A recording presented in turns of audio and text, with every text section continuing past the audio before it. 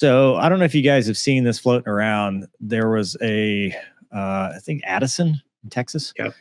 It's like a Cessna or something. The guy basically makes a final radio call and says, "This is it. I'm pulling the circuit breaker. Goodbye." Not gonna listen to y'all's instructions, and I'm just heading to East Texas in a career truck. So I'm gonna pull the COM1 circuit breaker and the COM2 circuit breaker right here soon. As soon as I unkey the mic. Career track 655, Addison Tower. Say again.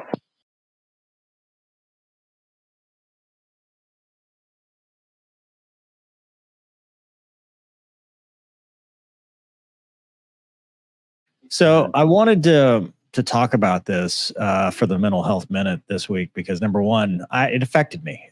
Seeing that and hearing the guy's voice. This dude planned this out. This was whatever's going on in my life, it's not it anymore, and this is my way out. And the caption talks about the mental health stigma, which I agree with, and I think there are some smart people that I know personally that are trying to help this and trying to make change and be that change. But it's a slow process, and with any bureaucracy, it does take a while. But here's what I will say about this, because I've talked about this many, many, many times about don't make a temporary problem, permanent, or take a permanent solution to a temporary problem like this. And we talk about the Mental Health Minute because we want to try to prevent that by not letting things escalate. And at the beginning of the show, I talked about if you looked at me, a year ago and said, your video is going to be, your Finny Flight video is going to be on Newsweek. You'll be on the front page of the Air Force Reserve Command website. You'll have a lot of things that you didn't expect actually working. I'd have said, you're crazy. There's no way. This is not how it is. And when you're going through tough times, it doesn't seem like there's a light at the end of the tunnel. You feel like if there is a light, it's a train. It's not hope. And you kind of spiral into this, or as people do, this helpless and hopeless feeling. So that's one of the warning signs, when people start talking about being helpless and hopeless, because it's true. When you feel like there's nothing on the other side, and whatever you're dealing with becomes unbearable to carry. And so 988 is a great resource. If you're military One Source, there's chaplains. There are people in the squadrons. There's a DPH, Director of Psychological Health, now in a lot of squadrons that you can talk to. And as long as you're not about to hurt yourself, a lot of this is non-medical counseling, so it doesn't go on any records or anything like that. The thing is, even if you think that there's no way out, I'm here to tell you that there is a light on the other side, that you do have that it may not work out the way you hoped, but it's going to work out. So it's just getting through that storm and getting to the other side. They say, what's the best way? Is it to turn around and run away? No, the storm's going to get you. Is it to stand there? No, it's to keep pushing through, get to that other side of whatever it is. And you will find that there's a great Citizen Soldier song that I recommend. It's called Afterlife. And you don't have to go to the actual afterlife. There is a life after whatever you're going through that could be just as fulfilling and just as awesome. It just might not be what you thought it was supposed to be, but it will be something worth living. And I say this because I think there's nothing more heartbreaking to friends, family, even third-party bystanders than to see something like this, where a guy knew from, an hour or 2 hours to the point that he took his life, that this was going to be the end, when somebody could have intervened and stopped that, and we could have found a way to make it through that. I don't know. Gonky, what do you think? I agree. So the first, the whole suicide by airplane crash, the first real life experience I ever had with that, I went to UND. I think it was 1999. So 25 years ago. I don't remember his last name. His name was Bob. And he used to go I used to see him in the gym. We'd talk and stuff. He got a DUI, man. And he you know, in the airline pilot world, in which that was his goal to be an airline pilot. If you got a DUI, that at least back then, you know, that completely, you know, you can never be an airline pilot ever. Right. And man, he walked into ops there. He was an instructor. He rented a Seminole and flew it down to South Dakota and was just doing touch and goes, talking to the tower, kind of like this guy. And then he just literally on downwind, he just said, "Hey, tell my family I love them." And he rolled it in and crashed right in the middle of the airport there. And, you know, cause I actually knew him, and I'd ask for a spot sometimes. And like, I remember thinking, cause I was only like 20 at the time, and I was thinking like, man, there's no indication in my mind that guy would do that. You know, he seemed pretty normal to me, cause we would, you know, small talk and stuff. And then the other thing that really struck me, man, was like, his car was at the airport for a while, man, and people were putting flowers on it and stuff. And, you know, so like, if you're having that mental battle where like, you know, hey, you know, nobody cares. People do care. Trust me. You know, like, unfortunately, you know, when, you know, if he could have seen everybody who cared, but it's after the fact for him, unfortunately. Right. So people actually do care, you know, they might not always show it, but holy cow, if something that badly is bothering you, and, you know, you take that kind of action that you can't take back, it has widespread effect. I mean, you know, it affected me, because I was, as a, you know, 20-year-old guy, I was like, wow, you know, okay, stress can make people who you perceive as strong do bad things, right? So, you know, like Mover always says, don't hold that stuff inside, right? Something happens. And you know, the real tragedy of it is, you were sitting here listening to this guy take his life, and relating it to my own experience that I just shared was, dude, 25 years ago, like, I don't even think Bob was 25.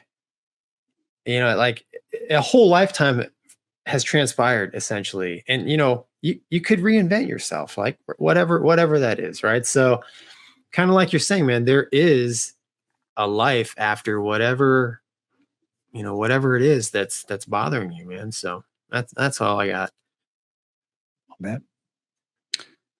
I think just listening to you guys, I mean, obviously you've covered it, and this kind of hits home with me just from some things I've dealt with in my life, friends and stuff like that. And I think where you see it is it becomes whatever you're in. You know, we said at the beginning of this video, we kind of joked about it, right? We were like, if you told young Mover and Gonky and Wombat, how would your careers have come to an end? It would have been so different than what happened. And the news flash to everybody out there is, and I wish I could tell literally everybody this, is nobody's plan goes as planned, ever. Nobody. There's not a person out there. If you follow somebody on social media, or if you know somebody in your family, and you think that whatever success they had or whatever position they're in life is what they planned, it's BS. I promise you it's BS. Now, they may tell you that that's what they planned, but that's because they're lying too. And what happens is, because of this world we live in, where seemingly everybody has it together except for you, right? Like, you feel left out, you get overwhelmed, then things start spiraling. Then it's like, you know, to use your example, Gonky, of this guy, like, okay, so you want to be an airline pilot, right? But he gets a DUI. Well, I can't be an airline pilot. Well, first of all, like, that doesn't mean your life's over. There's plenty of other jobs out there that are as good or better than airline pilot. It's just that happened to be your goal. Oh, by the way, are you sure you can't be an airline pilot? Right? I mean, you're putting those things in your head, and it's kind of fitting because I was literally looking at myself listening to you guys, and I saw what I have put out for a very long time, and I believe in it, is the saying on my shirt of just win today. Like, that is something that didn't come from, you know, some catchphrase or some leader that I heard. It's something that literally, like, there's been times in my life where I've been like, I just got to get through today. Like, just get me through today and I'll figure it out. Whether that's, stuff going on in my family or stuff going on at work or whatever, my own health. It's like, just get through today. Just get through now. And I've helped people with this, and I've talked to people about this, and it's like, dude, sometimes all it is getting through the next hour, minute, second. If that's where you're at, right? If you can just get through the next second, there's a chance. And then get through the next second, there's a chance. But where we lose it is we start manifesting these things in our brain where there's no way out. There's just no way out. And that's where you end up in making these decisions. And I think at some point in that chain, if you can break that chain just for a second, just for 1 second, and expose yourself to the people around you that you're having those feelings, you're going to get somebody to step in and help you. And I've said it on here, like, message me. I have like 3 followers, so it's not like I'm getting a ton of messages. But if you can't get a hold of me, like posts, say stuff on. Eventually, you're going to get my attention, and I'll listen. Like, I know Mover would do it, and Gonky, if he was on anything, would do it as well. Like, because that's all it takes is that one chain in this cycle to break, and then it's like you get that moment of clarity where you're like, well, wait a second. And it goes to the other thing that I talk about, and that's owning your mind, right? Like, no matter what's going on in your life, it doesn't matter how bad it is, they cannot take away your mind unless you let them. So no matter how far off the rails you are, and Mover, you and I have talked about this, no matter how far off your career path or whatever you think is going, if you don't let them own your mind, you have a chance. The minute whatever's against you owns your mind, you're done. So that's your last stronghold, man. You got to hold on to your mind. And if you can do that, you got a chance. And we can all do it together. That's the thing, is you're not in this fight alone. I mean, every one of us has dealt with something, with friends, with situations we've been in. I guarantee you 99% of the people in the chat that watch this, all the same stuff. And it's, don't feel like you're on an island, because you're not, and that's, just get through the next second. That's all it takes. You got a chance. Doug, fill in the holes for us. This is a tough topic for me. I've talked about it for years in class, and my dad killed himself 3 years ago. So I took a break from talking about it for a little while. And then when I did talk about it again, I had a lot more to say, I think. I'm going to echo what Wombat said, except from a different perspective. That the breaking the chain thing, it may not be that you're thinking about your own suicide. It may be that you're thinking about somebody else's. And, if somebody says to you, hey, I'm going to do this, or I'm thinking about doing this, take it seriously. Don't write it off. Don't say it's a call for help. Yeah, it's a call for help. They're asking you to help them stop from killing themselves. So, treat that seriously and take the opportunity to intervene in somebody's life if you get it, even if it doesn't work, because you may find yourself with only that as your consolation is, hey, I tried. I had a chance and I tried, or I had a chance and I didn't try. And that can be a really big deal. So the perspective from keeping yourself from being a victim is very important, but perspective for helping people who might also be victims is there too.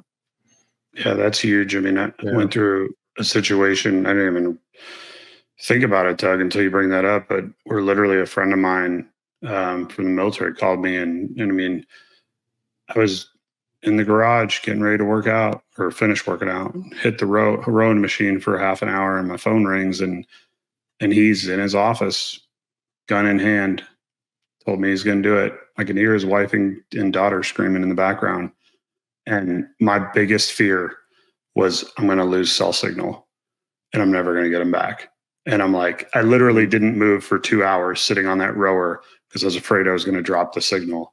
But convinced him to unlock the door. You know what I mean? And you're right, Doug. That's huge. I mean, I feel dumb for missing that aspect of it. Like, you don't know when you're going to be called on to be that person on the other end. And it's like, dude, nothing else matters at that point, because I'll tell you, like, if somebody's doing that, like, you're their lifeline, period. Like, and you didn't ask to be their lifeline, but you don't have a choice. Like, because guess what? Even if you're a selfish person, you're going to live with however that works out for the rest of your life. And if you say, hey man, I'm busy, it's like, and it ultimately goes the wrong way, like you're gonna have to live with that too. So, and I've had that. I've had a friend who that happened to. He's like, I wish I had stayed on the phone. Yeah, So we have some protocols where I've literally taken people by the hand and said, okay, I'm not letting you go until I hand you off to a professional, because I'm technically not that person. But we're walking together until we get to that person. Yep. Yeah, it's crazy. This world has done crazy things, man. And I don't know what it is. I don't know if it's social media. I don't know if it's the news. I don't know if it's just everything that's going on, or there's something's changed, or at least it's more prevalent and out there. I don't, I'm curious. Like if I talk to my folks, if they dealt with this as much, in their 40s, you know what I mean? Like, and I just don't know. I don't. Maybe it was just quiet. I don't know, but it's the world we live in, right? You have to adapt to it. You can't just look back and be like, well, my folks didn't have to deal with it, or, well, I got other stuff. It's like, this is the world we live in now. So do the best we can to help each other out. So that's all I got. All right.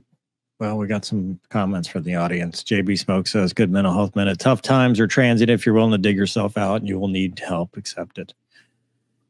Riri says, I don't think enough emphasis is placed on living through your emotions until you get past that emotion, whatever that emotion is, good and bad. There's always something next. Mm-hmm. Well, you have to be willing to accept that it may not be what you thought. And I think that acceptance is the ultimate way to move past it and understand that, you're not what other people thought. You're not what, you originally thought. You're in a unique situation. Don't compare yourself to what you hoped or what other people thought. Compare yourself to what's factually correct right now.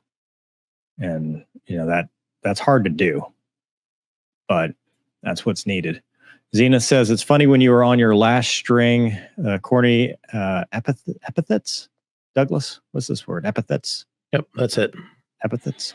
Or saying you say to yourself, but then you look back and then say, wow, that actually worked. Make them tell you no. Zippers Forever said, ask for help and be there when they need help. I've done both. We'll never fly again, but life is better now than it has ever been. It comes with the best dog in the world. Sorry, Luna. Lexi says, as someone who has lost a close friend and from suicide, I second what Doug said.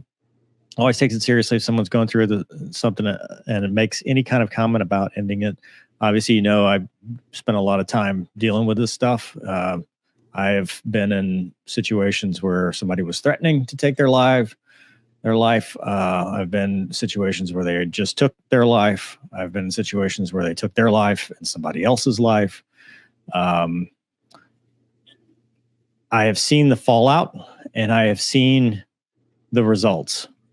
But I've also seen the opposite side where we got there in time and we're able to intervene. And sometimes that intervention is not pretty. It's an ugly process. When a person gets to that point in their life and they are ready to be done, it's ugly. It's not going to be clean. It's not going to be, oh, never mind, because there's going to be the intervention is going to be a complicated thing, but the other side of that intervention means a life again. You're going to get through this ugly part because somebody stopped you or you stopped yourself, but then you're going to get help and then you're going to move on with your life. It's when people don't get to that point, it's even uglier because then, you've got all the fallout. And I've talked to so many people, Doug, you're one of them. And I'm sorry for bringing this topic up, but it changes their lives forever. Like you are changing everybody's life. It's not just yours. When you do that, it's real. So no, I appreciate you bringing that up because I didn't know how far I could get into it. Yeah.